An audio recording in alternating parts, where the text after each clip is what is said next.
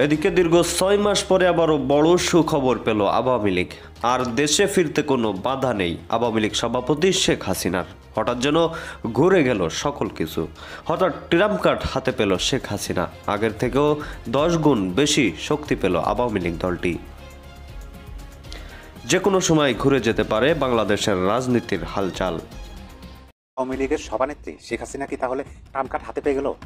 দেখেন, এটা আমার কথা না, শফিকুর রহমান খান ফেসবুকে একটা পোস্ট করছেন। সেই পোস্টে তিনি এই বিষয়টাই বোঝানোর চেষ্টা করছেন। ঢাকায় আসতেছে আপনার জাতিসংঘের মহাসচিব, হঠাৎ করে আমাদের বাংলাদেশে কেন আসতেছে? আওয়ামী লীগকে নিয়ে আগামী নির্বাচন অনুষ্ঠান করতে হবে, এটি হচ্ছে মার্কিন যুক্তরাষ্ট্রের বার্তা। এই প্রথমবার প্রবাস দূরে কিংবা কাছে বসে যারা আমাদের দেখছেন, আশা করি সবাই ভালো আছেন। দর্শক, এই মুহূর্তে পাওয়া বছরের সব থেকে গরম এবং গুরুত্বপূর্ণ এবং আকর্ষণীয় একটা সংবাদ আপনারা দেখতে চলেছেন। তাই সবাইকে রিকোয়েস্ট করবো এবং অনুরোধ জানাবো অন্য দিনের তুলনায় একটু বেশি গুরুত্বপূর্ণ ভিডিও, তাই একটু বেশি খেয়াল করবেন। দর্শক, এবার শেখ হাসিনা অর্থাৎ আওয়ামী লীগের জন্য মহা সুখবর এলো। হঠাৎ করে এমন সুখবর আসবে শেখ হাসিনাও ভাবতে পারেনি। এবার আওয়ামী লীগ ট্রাম্প কার্ড পেয়েছে এমন একটি সংবাদ রীতিমতো সারা দেশকে উত্তাল করে দিয়েছে, পাশাপাশি চিন্তায় ফেলে দিয়েছে আওয়ামী লীগ ব্যতীত অন্য অন্য দলগুলোকে। দর্শক, ট্রাম্প কার্ড কি? আওয়ামী লীগের একটা আজীবনের লাইসেন্স। ট্রাম্প কার্ড হচ্ছে ক্ষমতায় ফেরার একটা ভয়াবহ অস্ত্র, যে অস্ত্র ব্যবহার করে আবারও শেখ হাসিনা ক্ষমতায় আসবে। দর্শক, চলুন এই বিষয়ে আমি কথা বলবো না, আপনারা বিস্তারিতভাবে বুঝতে পারবেন ভিডিওটি দেখলে যে কত বড় সুখবর পেয়েছে আওয়ামী লীগ। আশা করি সঙ্গেই থাকবেন এবং লাইক দিয়ে আপনার মতামতটি জানাবেন। তো দর্শক, চলুন স্ক্রিনে। আওয়ামী লীগের সভানেত্রী শেখ হাসিনা কি তাহলে ট্রাম্প কার্ড হাতে পেয়ে গেল? দেখেন, এটা আমার কথা না, আমি এক ব্যক্তি শফিকুর রহমান খান ফেসবুকে একটা পোস্ট করছেন। সেই পোস্টে তিনি এই বিষয়টাই বোঝানোর চেষ্টা করছেন এবং তৌহিদি জনতাকে বোঝানোর চেষ্টা করছেন যে এইভাবে যদি চলেন তাইলে শেষ, এই অভ্যুত্থানের আর কোনো মূল্য থাকবে না। মানে এই পোস্টটায় শফিকুর রহমান খানের এই পোস্টটা তেমন কোনো প্রাধান্য বা গুরুত্ব আমি দিতাম না, কিন্তু এই পোস্টটা একজন বিশিষ্ট সমন্বয়ক শেয়ার করছেন, যার পরিপ্রেক্ষিতে আমার মনে হলো যে না, হয়তো বা এই কথাগুলোর গুরুত্ব আছে। আমি এই পোস্টের কথাগুলো আপনাদেরকে একটু পড়ে শোনাই, আপনারা একটু বোঝেন যে আমি যে বললাম যে শেখ হাসিনা কি তাহলে ট্রাম্প কার্ড হাতে পেয়ে গেল কিনা। তিনি লিখছেন প্রথম ইঞ্চে, গত 6 মাসের কষ্ট অনেকটাই বৃথা হয়ে গেল।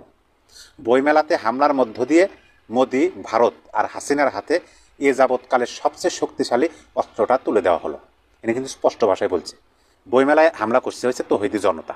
কী জন্যে? তসলিমা নাসরিনের বই এই এবারের অমর একুশে বইমেলায় পাবলিশড হয়েছে, শেষ স্টলে তৌহিদি জনতা হামলা করছে, সেটা তো ভিডিও ফুটেজে সংবাদ হয়েছে। তিনি আরও অনেকগুলো কথা বলছে আশঙ্কাজনক, একটু শোনেন। কিছুক্ষণ পরেই নতুন এপিসোড নিয়ে আনন্দবাজার, ময়ূক সবাই এক হয়ে এই সরকারের বিরুদ্ধে নাইমা পড়বে। মানে ভারতের যে মিডিয়াগুলো, আনন্দবাজার, তারপরে আপনার এই যে ময়ূকের, রিপাবলিক বাংলা, এই সমস্ত নিউজ মিডিয়াগুলো, তারা তো বাংলাদেশের পিছনে লেগে আছে। বাংলাদেশে ছোট্ট একটা কিছু হলেই তারা তো ব্যাপকভাবে প্রচার করে। এই যে অমর একুশে বইমেলায় হামলা হয়েছে, তৌহিদি জনতা হামলা করছে, সেটা তো এই ভারতের মিডিয়াগুলোতে উঠে পড়ে লাগবে, এই কথাটাই বুঝাইছে। তারপরে তিনি লিখছে, আমাদের ভাই আলিফ হত্যার পরে বুকে পাথর বেঁধে আলিফের বাবা বলেছিল শান্ত থাকেন, কোনো ফাঁদে পা দিবেন না। মানে নিহত আলিফের বাবা এই কথা বলছিলেন। আজ সেই ফাঁদে আপনারা পা দিলেন। মানে এই শফিকুর রহমান খান তিনি স্পষ্ট এখানে বলছে যে আজ সেই ফাঁদে আপনারা পা দিলেন, অর্থাৎ অমর একুশে বইমেলায় হামলার মধ্য দিয়ে আপনারা সেই ফাঁদে পা দিলেন। তারপরে তিনি লিখছে, আলিফের রক্তকে অসম্মান করে ভারতের হাতে সবচেয়ে বড় কার্ডটা তুলে দিলেন। তিনি বলছে যে ভারতের হাতে সবচেয়ে বড় কার্ডটা তুলে দিলেন, তাহলে বোঝেন। তারপরে তিনি লিখছে, সবচেয়ে ক্ষতি হলো কার জানেন? ডক্টর ইউনূসের। আর ইউনূসের ক্ষতি হলে যে বাংলাদেশের উপকার হবে না, সেটা নিশ্চয় বলে দিতে হবে না, এই কথা তিনি বলছে। এই মুহূর্তে হামলার সাথে জড়িত সবাইকে ধরে পুলিশে দেন। ইসলামপন্থী সকল সংগঠন এবং রাজনৈতিক দল এই হামলার নিন্দা জানান, মানববন্ধন করেন। মানে তিনি সকল রাজনৈতিক দল এবং ইসলামপন্থী যারা আছে তাদের সবাইকে আহ্বান জানাচ্ছে, আপনারা এই হামলার তীব্র নিন্দা জানান, প্রতিবাদ করেন, মানববন্ধন করেন এবং ধরে ধরে পুলিশে দেন, এটা বলছে। ওই তো হয়তো জনতা আসলে বোঝে না, তো তারা বোঝে না, নিজেদের ক্ষতি নিজেরা করতেছে। বইমেলা কি জন্য হামলা চালান লাগবে? এখন তোমাদের সরকার, মানে সাধারণ জনগণের তো হইতে জনতার সরকার, আওয়ামী লীগের তো সরকার না যে হামলা করলে পরে আওয়ামী লীগের ক্ষতি হইব। এখন ক্ষতি হইব এই সরকার ক্ষতি মানে নিজেদের ক্ষতি, এরা বোঝে না। এই রফিকুল ইসলাম খান এই ভাই অনেক ভালোভাবে বুঝাইছে আর কি। তারপরে তিনি লিখছেন, আল্লাহর হস্তে তসলিমার বিচার চেয়ে এই মুহূর্তে কোনো স্টুপিডিটি করবেন না। মানে তারা যে হামলা চালাইছে ওই জায়গায় তসলিমা নাসরিনের বিচারের কথা হয়তো বা বলছে। সমস্ত কথাগুলো শুনে আপনার কাছে কি মনে হলো? আমার কাছে মনে হলো যে শেখ হাসিনা বোধহয় এবার ট্রাম্প কার্ডটা পাইয়ে গেল। আওয়ামী লীগকে নিয়ে আগামী নির্বাচন অনুষ্ঠান করতে হবে, এটি হচ্ছে মার্কিন যুক্তরাষ্ট্রের বার্তা। তাই যদি হয় তাহলে এটা নিঃসন্দেহে বলা যায় এই প্রথমবারের মতন 6 মাসের মাথায় এসে মার্কিন যুক্তরাষ্ট্রের পক্ষ থেকে একটি সরাসরি চাপ। এছাড়াও আঞ্চলিক একটি বিষয় আছে। 12 তারিখ এবং 13 তারিখ এই 2 দিন নরেন্দ্র মোদী মার্কিন যুক্তরাষ্ট্র সফর করবেন। সেই সফরে গুরুত্বপূর্ণ বৈঠক হচ্ছে ডোনাল্ড ট্রাম্পের সঙ্গে নরেন্দ্র মোদীর বৈঠক।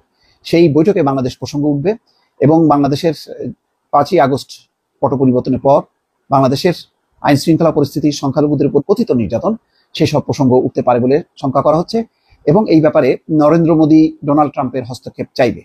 পুরো বিষয়টি এই সম্পর্কে আগেভাগে মার্কিন যুক্তরাষ্ট্রের যে বাংলাদেশ হাইকমিশন তাদের কাছ থেকে হয়তো একটি রিপোর্ট তারা জানতে চায় যে সরকারের মনোভাব কি, তারা এইসব পরিস্থিতিতে কি ভাবছে, কি বলছে, সেই বিষয়গুলো নিয়েই হয়তো আলোচনা হয়েছে। অফিসিয়ালি যে বিষয়টি এসছে তাতে সামগ্রিকভাবে সরকার কি করতে চায়, তার সংস্কার পরিস্থিতি কি, সংস্কার কার্যক্রম কি, রোহিঙ্গা সংকট, আইন শৃঙ্খলা পরিস্থিতি নিয়ে সরকারের করণীয় কি এবং সব রাজনৈতিক দলগুলোকে নিয়ে ঐক্যমত্য কমিশন গঠন এবং সাম্প্রতিক যে রাজনৈতিক দলগুলোর পক্ষ থেকে নানা পদক্ষেপ, সেগুলোর বিষয়ে তিনি অবহিত করেছেন। এগুলো হলো অফিসিয়াল ভার্সন। আনঅফিসিয়াল ভার্সন হচ্ছে যে বৈশ্বিক প্রেক্ষাপটে, আঞ্চলিক প্রেক্ষাপটে এই বৈঠকটি অত্যন্ত গুরুত্বপূর্ণ। অর্থাৎ ইউনূস সরকারের উপর পশ্চিমাদের চাপ তৈরি হচ্ছে। ইতিমধ্যে জেনেছেন যে অস্ট্রেলিয়ার পার্লামেন্টে বাংলাদেশে দ্রুত নির্বাচন অনুষ্ঠান এবং র্যাব বিলুপ্তির বিষয়ে কথা উঠেছে এবং গুরুত্বপূর্ণ সদস্যরা সেখানে আলোচনা তারা করেছেন। তারই আরেকটি প্রেক্ষাপট হচ্ছে মার্কিন যুক্তরাষ্ট্র। মার্কিন যুক্তরাষ্ট্র ঠিক এই মুহূর্তে বাংলাদেশ সম্পর্কে তার নীতি কি পরিষ্কার না, এবং সেই বিষয়ে তারা কি নীতি গ্রহণ করবে, নরেন্দ্র মোদী কি চান আর বাংলাদেশ কি চায়, দুই দেশের মধ্যে যে সম্পর্কের টানাপোড়েন, তার প্রেক্ষিতে মার্কিন যুক্তরাষ্ট্র সম্ভবত অনেকে বলেন যে অনুভব করছে যে বাংলাদেশে একটি দ্রুত নির্বাচনের মধ্য দিয়ে একটি নির্বাচিত সরকার আসা দরকার, তাহলে বহু সংকটের সমাধান হবে এবং হঠকারী যে নানা রকম ঘটনার প্রভাব হচ্ছে তার অবসান ঘটবে। এবং এগুলি ঘটছে নির্বাচিত সরকার না থাকার কারণে। বর্তমান অন্তর্বর্তী সরকার অনেক কিছু নিয়ন্ত্রণ করতে পারছে না, আইন শৃঙ্খলা পরিস্থিতি, সংখ্যালঘুদের নিরাপত্তা, এই বিষয়গুলো খুব জোরালোভাবে এসছে। অর্থাৎ এখানে অনেকটা টার্গেট হচ্ছে ইউনূস সরকার যে ব্যর্থ, সেটি বলার চেষ্টা করছেন কেউ কেউ। পশ্চিমারা সরাসরি বলছে না, তারা সংস্কার কার্যক্রমের প্রশংসা করছেন, কিন্তু সংস্কার দীর্ঘায়িত হতে হতে ইতিমধ্যে আইন শৃঙ্খলা পরিস্থিতির অবনতি হচ্ছে এবং 5 তারিখ, 5ই ফেব্রুয়ারি, 6 ফেব্রুয়ারি দেশব্যাপী যে তাণ্ডব চলেছে সেই তাণ্ডবকে তারা ভিন্নভাবে দেখছেন এবং এই প্রেক্ষিতে যে ধরপাকড় চলছে তাতে মানবাধিকার লঙ্ঘন হচ্ছে কিনা মার্কিন যুক্তরাষ্ট্র এই বিষয়টি সরাসরি ডক্টর মোহাম্মদ ইউনূসের কাছ থেকে জানতে চাচ্ছেন। ফলে রাতের বেলা ডক্টর ইউনূসের সঙ্গে মার্কিন যুক্তরাষ্ট্রের চার্জ দ্য অ্যাফেয়ার্সের এই বৈঠক অত্যন্ত গুরুত্বপূর্ণ বলে অনেকে মনে করছেন। সাবেক প্রধানমন্ত্রী শেখ হাসিনা সহ আওয়ামী লীগের বেশ কয়েকজন শীর্ষ নেতার যে মামলা রয়েছে সেই মামলাগুলোর রায় এই বছরের অক্টোবরের মধ্যে হতে চলেছে, আর আগামী ডিসেম্বরের মধ্যেই হতে যাচ্ছে জাতীয় সংসদ নির্বাচন, ত্রয়োদশ জাতীয় সংসদ নির্বাচন। এবং রায় যদি হয়ে যায় এবং যদি দণ্ডিত হয় সাবেক প্রধানমন্ত্রী শেখ হাসিনা এবং আওয়ামী লীগের অন্যান্য শীর্ষ যারা নেতৃবৃন্দ রয়েছেন তারা, সেক্ষেত্রে আগামী জাতীয় সংসদ নির্বাচনে শেখ হাসিনা অংশগ্রহণ করতে পারবেন না। এবং আওয়ামী লীগ কি আদৌ রাজনীতি করতে পারবে কিনা, কারণ এর মধ্যে আপনারা দেখেছেন উপদেষ্টা বেশ কয়েকজন তারা বলেছেন যে আওয়ামী লীগ আসলে আওয়ামী লীগ নামে তারা রাজনীতি করতে পারবে না। দেখেন, অনেক সময় আপনারা দেখবেন একটা কথা খুব বেশি প্রচলিত যে 2008-এ আওয়ামী লীগ 263টি আসন পেয়েছে নির্বাচন এবং 1971 সালে আওয়ামী লীগ 167টি আসন পেয়েছিল 170-এর মধ্যে। এবং বলা হচ্ছে যে তখন বলা হতো যে 1970 নির্বাচনে যদি কোনো কলা গাছও দাঁড় করানো হতো নৌকা প্রতীকে, সেও জিতে যেত। এবং আবার এটাও বলা হয় 2008-এ নির্বাচনে নৌকা প্রতীকে যদি কোনো কলা গাছকে দাঁড় করানো হতো সে জিতে যেত। এবং এটা খুবই সবাই বলেছে এই কথা। কিন্তু 2025-এ এসে ত্রয়োদশ জাতীয় সংসদ নির্বাচনে যদি শেখ হাসিনা অংশগ্রহণ করতে না পারে বা আওয়ামী লীগ যদি আওয়ামী লীগ নামে রাজনীতিতে নামতে না পারে বা নির্বাচনে অংশগ্রহণ করতে না পারে, তবে কি আওয়ামী লীগের মৃত্যু ঘটবে?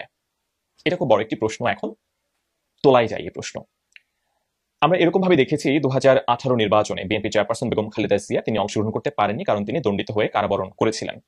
এবং সেই নির্বাচনে আমরা দেখেছি যে বিএনপি ভারপ্রাপ্ত চেয়ারম্যান তারেক রহমান তিনিও দণ্ডিত ছিলেন, তিনিও অংশগ্রহণ করতে পারেননি। এবং এই কারণে যেটা হয়েছে বিএনপি নির্বাচনে ভালো ফলাফল করতে পারেনি। এবং এটা যে শুধুমাত্র এই দুজন শীর্ষ নেতার নির্বাচনে অংশগ্রহণ করার উপর নির্ভরশীল ব্যাপারটা তা নয়। 2018 নির্বাচন একটি কলঙ্কিত নির্বাচন হাসিনা সরকারের এবং সেই নির্বাচনে অনেক ধরনের অভিযোগ রয়েছে। প্রধানতম অভিযোগ ছিল যে সকাল 8টায় যে ভোট গ্রহণ শুরু হওয়ার কথা সেই ভোট মূলত রাতের বেলা হয়ে গেছে এবং এটিকে নিশিরাতের ভোট বলে অভিহিত করা হয় এবং এটি অনেক কলঙ্কজনক একটি অধ্যায় শেখ হাসিনার রাজনৈতিক জীবনে এই নির্বাচনগুলো। তাহলে আওয়ামী লীগের কি অপমৃত্যু ঘটবে, নাকি মৃত্যু ঘটবে, নাকি আওয়ামী লীগ একেবারেই অপ্রাসঙ্গিক হয়ে যাবে জাতীয় রাজনীতি থেকে বা বাংলাদেশ থেকে? আদৌ কি এটি সম্ভব, এভাবে আওয়ামী লীগকে নিশ্চিহ্ন করে দেয়া? আমার অন্তত যেটা মনে হয় সম্ভব নয়। কেন সম্ভব নয়? কারণ জামাত ইসলাম 2025-এ এসে এখন জামাত ইসলাম আমার কাছে যেটা মনে হচ্ছে স্মরণকালের সবচেয়ে বেশি শক্তি প্রদর্শন করছে, বা তাদের প্রভাব খুব বেশি। সেটি আমরা প্রশাসনেও দেখতে পাচ্ছি, কিংবা সরকারেও অনেকটা দেখতে পাচ্ছি, যেটা অনেকটা ওপেন সিক্রেটের মতো। জামাত ইসলামের ভোটের হার যদি হিসেব করেন, অনেকে বলে থাকে যে 2.5 থেকে 3% ভোট বা 4% ভোট জামাত ইসলামের। এবং আপনি যদি ধরেন 100 জন মানুষকে জিজ্ঞাসা করেন, জরিপ করেন, সেখানে আপনাকে হয়তো বলবে যে 40 জন আওয়ামী লীগ পছন্দ করেন, 40 জন বিএনপি পছন্দ করেন, 10 জন জামাত পছন্দ করেন, বাকি 10 জন হচ্ছে অন্যান্য যে রাজনৈতিক দলগুলো রয়েছে বা নিরপেক্ষ, বা তারা আসলে মন্তব্য নেই টাইপের। তো আওয়ামী লীগকে তখনই পুরোপুরিভাবে নিশ্চিহ্ন করে দেওয়া যেত বা সম্ভব হতো, বা আওয়ামী লীগকে অপ্রাসঙ্গিক করে দেওয়া সম্ভব হতো, যখন আওয়ামী লীগের ব্যাপারে সাধারণ মানুষ, যারা সাধারণ একেবারে খেটে খাওয়া মানুষ, তাদের মন্তব্যগুলো যদি জানা যেত। কারণ আমরা তাদের মন্তব্য সব জানতে পারি না। আমরা কিভাবে জানতে পারবো সেটি? সোশ্যাল প্ল্যাটফর্মের মাধ্যমে, অথবা নির্বাচনের মাধ্যমে, বা জরিপের মাধ্যমে। এখন যে জরিপগুলো দেয়া হয়, যেমন আমি যদি আমার ইউটিউব চ্যানেলটিতে জরিপ দিই, এখানে প্রচুর আওয়ামী লীগ সমর্থক মানুষ রয়েছেন বলে আওয়ামী লীগের জয় জয়কার সবসময় আমি দেখতে পাই। একই রকম ভাবে যদি আপনারা অন্যান্য যারা কন্টেন্ট ক্রিয়েটর, ইউটিউবার, তাদের জরিপ এগুলো যদি আপনারা দেখেন, সেখানে দেখবেন যে অন্য রাজনৈতিক দলের সমর্থন সেখানে বেশি। সুতরাং জরিপের ফলাফল দিয়ে যে একেবারেই মাঠের সার্বিক চিত্রটা আমরা পাবো, ব্যাপারটা আসলে তা নয়। তাহলে জরিপটা আসলে ঠিক ওরকম ভাবে ভরসার জায়গা নয়। আরেকটা হচ্ছে, কোনো নির্বাচনের মাধ্যমে আমরা জানতে পারি, কিন্তু যেহেতু নির্বাচনের সুযোগ নেই কোনো ধরনের, বা নির্বাচনে হয়তো আওয়ামী লীগ অংশগ্রহণ করতে পারবে না, সুতরাং সেইভাবে যে আমরা খুব সুষ্ঠু কিছু জানতে পারবো আওয়ামী লীগের ব্যাপারে মানুষের মনোভাব কি, কত % মানুষ আওয়ামী লীগকে পছন্দ করেন বা অপছন্দ করেন, তখন হয়তো আমরা একটা ধারণা পেতাম।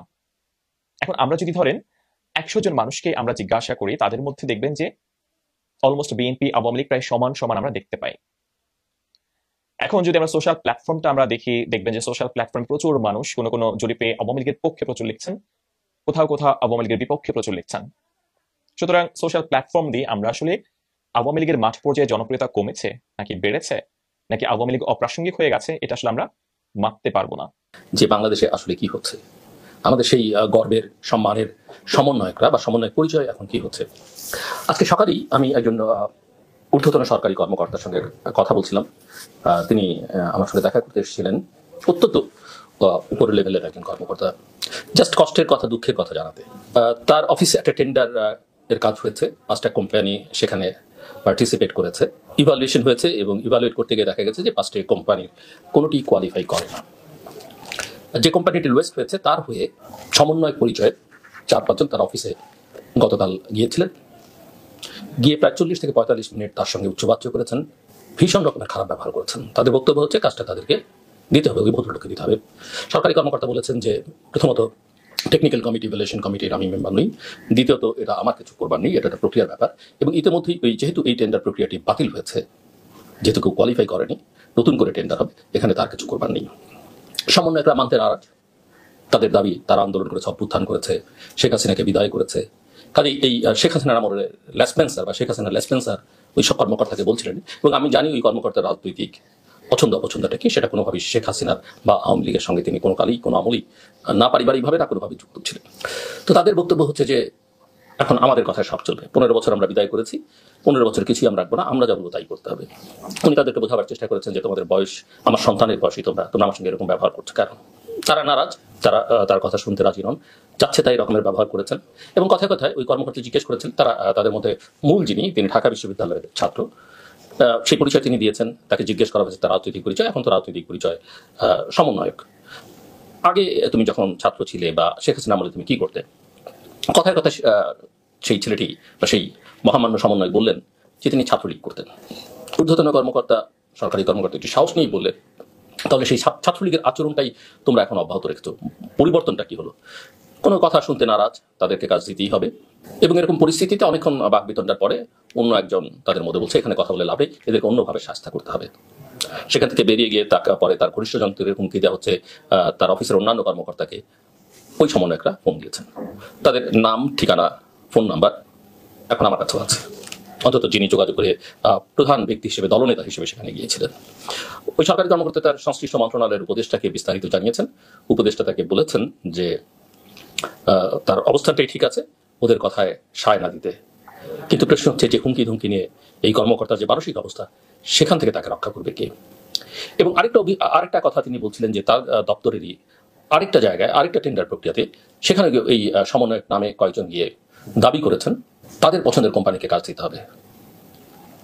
সেখানেও যেহেতু তারা কোয়ালিফাই করে না, তাদেরকে দেওয়া সম্ভব নয়, তখন সমন্বয়করা তাদেরকে চাপ দিলেন যে তাহলে এমন কাউকে কাজটা দিতে হবে বা যাকে কাজটা দেওয়া হচ্ছে তার সঙ্গে তাদেরকে ট্যাগ করে দিতে হবে।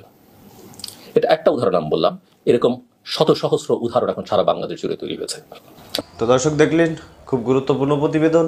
তখন আমাদের সাথে থাকার জন্য সবাইকে ধন্যবাদ জানাচ্ছি, পাশাপাশি ধন্যবাদ জানাই আজকের আমাদের আলোচকবৃন্দদের যারা এতক্ষণ আপনাদের সামনে গুরুত্বপূর্ণ আলোচনা পেশ করেছিলেন এবং খুব সুন্দরভাবে বুঝিয়ে দিচ্ছিলেন, আমরা দেখছিলাম। দর্শক এখন এই বিষয়ে আপনাদের মতামত কি, আসলে শেখ হাসিনাকে বাংলাদেশের দরকার কি দরকার না, আপনি কি মনে করেন অবশ্যই একটু কমেন্টে জানান। আর হ্যাঁ, পরবর্তী আপডেট যারা পেতে চান অবশ্যই চ্যানেলটি সাবস্ক্রাইব করে রাখবেন এবং পাশে রাখা বেল আইকনটি অবশ্যই বাজিয়ে রাখবেন। তো দর্শক ভালো থাকুন, সুস্থ থাকুন, আল্লাহ হাফেজ।